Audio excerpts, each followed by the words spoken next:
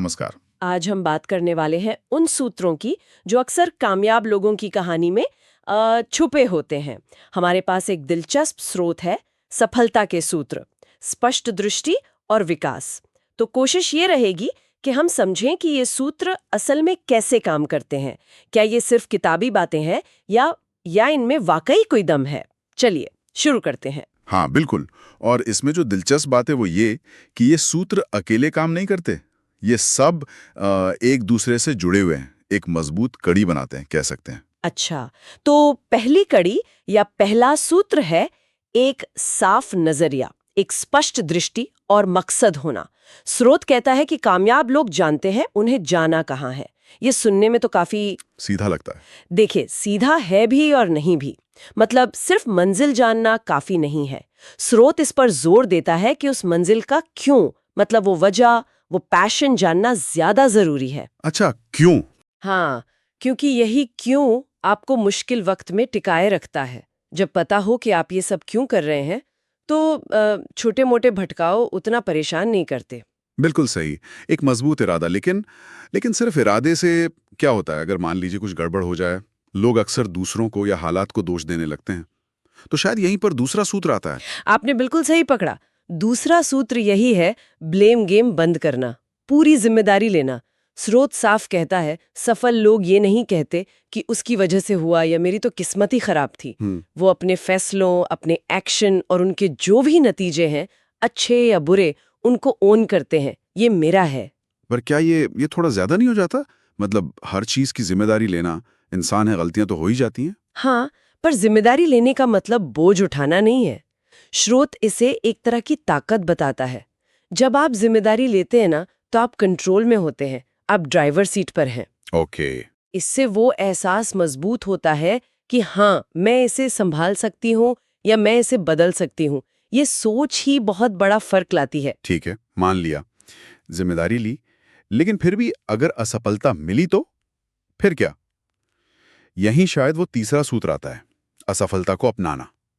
ये सुनने में थोड़ा अजीब सा नहीं है? कोई फेलियर को क्यों अपनाएगा? हाँ, देखिए, अपनाना या गले लगाना शब्द शायद थोड़ा वो है।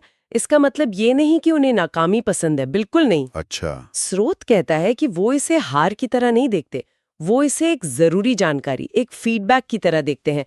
पूछते हैं, अच्छा क्या गड़बड़ हुई, क्यों हुई, अगली बार क्या बेहतर कर सकते हैं। तो हर गलती एक मौका बन जाती है सीखने का, सुधरने का। वो एक डेटा पॉइंट है, तबाही नहीं। समझ गया। मतलब फेलियर से डरना नहीं, उससे सीखना है। ये बात तो समझ आती है। तो ठीक है, मान लीजिए गलतियों से सीखा, अब आगे क्या? सिर्फ सीखते रहना काफी है? नहीं, यहीं पर चौथा सूत्र आता है, और वो है निरंतर दैनिक आदतें, कंसिस्टेंट डेली हैबिट्स। स्रोत कहता है कि बड़ी सफलता रातों रात नहीं मिलती। हाँ, ये तो सुना है। ये असल में रोज रोज किए जाने वाले छोटे मगर लगातार अनुशासित कामों का नतीजा होती है। जैसे सुबह की रूटीन हो, या रोज कोई स्किल प्रैक्टिस करना, या फिर काम पर फोकस बनाए रखना। तो मतलब मोटिवेशन का इंतजार नहीं करना, डिसिप्लिन से काम लेना है, यही बात हुई ना? बिल्कुल। मोटिवेशन तो आता जाता रहता है ना? पर आदतें जो हैं वो टिकी रहती हैं। और जब ये छोटी आदतें आपके बड़े विजन से, यानी पहले सूत्र से जुड़ जाती हैं, तब असली कमाल होता है। सोचिए, रोज सिर्फ 1% इंप्रूवमेंट भी साल भर में कितना बड़ा असर डाल सकता है। वाह, ये कनेक्शन बहुत पावरफुल है। विजन, फिर जिम्मेदारी, फिर असफलता से सीखना, और फिर आदतें। क्या कुछ रह गया? हाँ, पांचवा सूत्र, लगातार विकास में निवेश, मतलब सीखते रहना। हाँ, और आज की तेजी से बदलती दुनिया में तो शायद ये सबसे ज्यादा जरूरी है। स्रोत कहता है, सीखना कभी बंद नहीं करना। स्कूल कॉलेज के बाद भी कामयाब लोग हमेशा नई चीजें सीखते रहते हैं, चाहे वो किताबें पढ़ना हो, किसी मेंटोर से बात करना हो, कोई नया हुनर सीखना हो, या अपने अनुभवों से सीखना। ये उनके लिए कोई हॉबी नहीं है, ये जरूरत है। तो इसका मतलब ये हुआ कि एक बार सक्सेस मिल गई तो बस आराम से बैठना नहीं है? बिल्कुल नहीं, कतई नहीं। लगातार सीखना आपको रेलेवेंट बनाए रखता है, आपको नई चुनौतियों और मौकों के लिए तैयार करता है।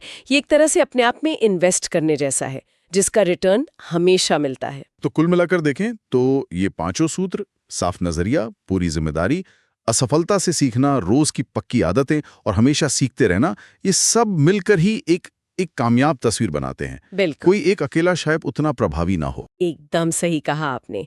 ये सब एक साथ काम करते हैं और इन सब को देखते हुए एक सवाल मन में आता है जिस पर शायद सोचना चाहिए हम सबको कि किसी की अपनी यात्रा में इन पांचों में से वो कौन सा पहला कदम हो सकता है जो सबसे बड़ा फर्क लाए या जो सबसे ज्यादा जरूरी हो शुरू करने के लिए।